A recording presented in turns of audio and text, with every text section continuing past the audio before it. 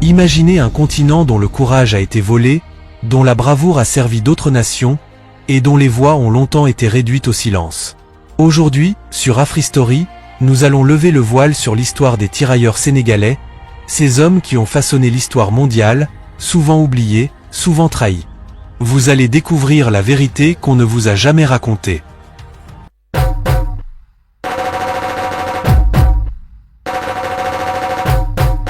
Salam à tous, et bienvenue sur Afristory, la chaîne où l'Afrique raconte enfin sa vraie histoire. Ici, nous ne parlons pas de l'histoire que l'on vous a apprise à l'école, ni des récits déformés ou effacés. Ici, nous racontons l'histoire des Africains, par les Africains, avec vérité et fierté. Avant de commencer, n'oubliez pas de vous abonner à Afristory et d'activer la cloche pour ne jamais manquer une vidéo.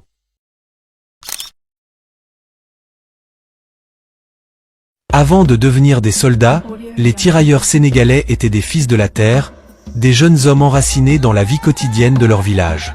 Ils cultivaient le mil, pêchaient le long des rivières, s'occupaient du bétail et respectaient les traditions transmises de génération en génération.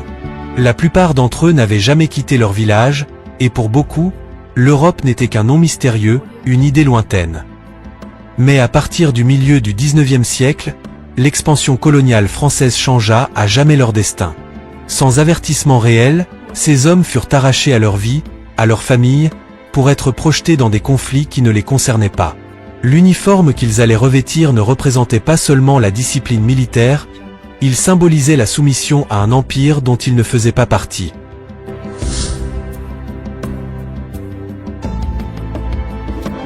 En 1857, la France institue officiellement le corps des tirailleurs sénégalais. Le nom est trompeur, les hommes ne viennent pas uniquement du Sénégal, mais de tout l'Empire français en Afrique de l'Ouest et en Afrique centrale.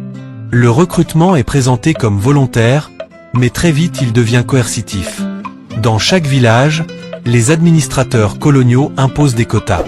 Les chefs traditionnels sont pris dans un dilemme cruel. Désigner des hommes pour l'armée ou voir le village subir des représailles. Les familles pleurent, les mères cachent leurs fils, les pères détourneront le regard. Mais pour beaucoup, il n'y a pas d'issue. Ces hommes partent sans choix, parfois sans comprendre pourquoi, avec pour seule certitude que leur vie ne leur appartient plus.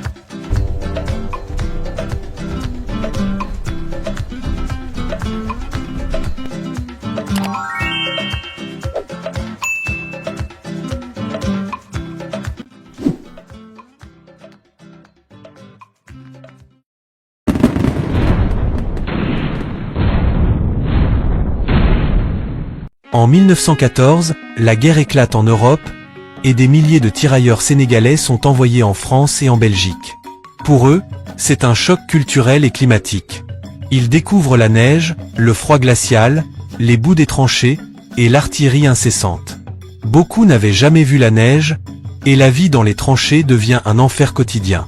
Les maladies, la famine et l'épuisement sont aussi meurtriers que les obus. On les place souvent en première ligne, car selon la logique coloniale, leur vie vaut moins que celle des soldats européens. Et pourtant, malgré l'angoisse, la peur et la douleur, ils avancent avec courage et solidarité. Ils défendent leurs camarades européens et africains, tombent ensemble, mais trop souvent, leurs exploits ne sont jamais reconnus.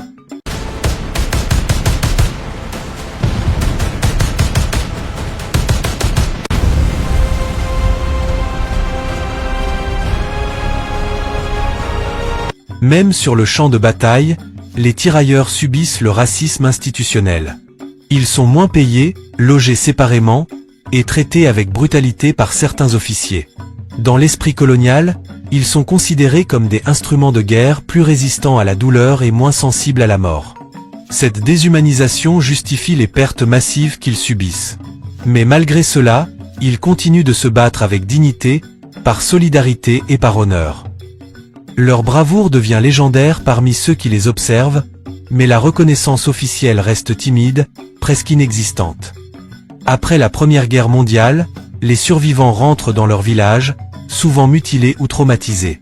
Les pensions promises sont dérisoires ou inexistantes, et la France oublie rapidement ceux qui ont servi. Les héros africains redeviennent des hommes ordinaires, marqués par la guerre, dans la pauvreté, avec des médailles qui ne nourrissent pas leur famille. Le silence autour de leur sacrifice est écrasant. Pourtant, dans le cœur des communautés, leur courage reste gravé.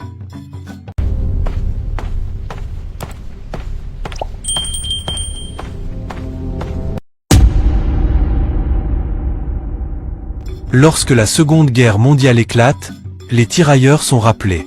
Ils participent à la libération de la France, affrontent l'armée nazie avec la même bravoure.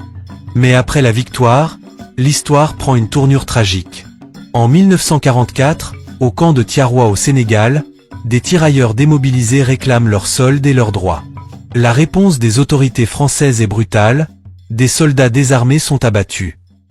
Le nombre exact de morts reste inconnu, et cet événement symbolise la trahison finale de ceux qui avaient donné leur vie pour un empire qui ne les a jamais considérés comme égaux.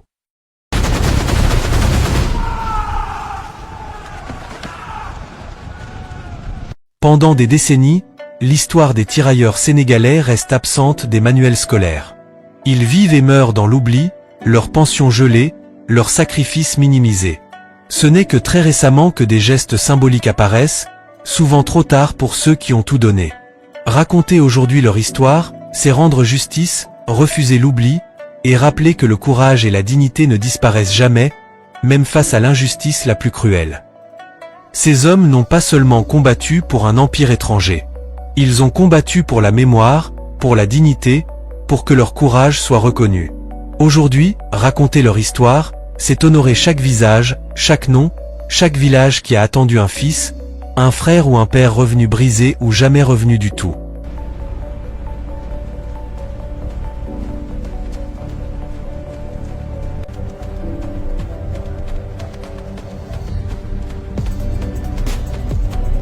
Alors, si tu veux découvrir la vérité sur l'histoire africaine, abonne-toi à Afristory et active la cloche. Chaque récit compte, chaque mémoire doit être préservée.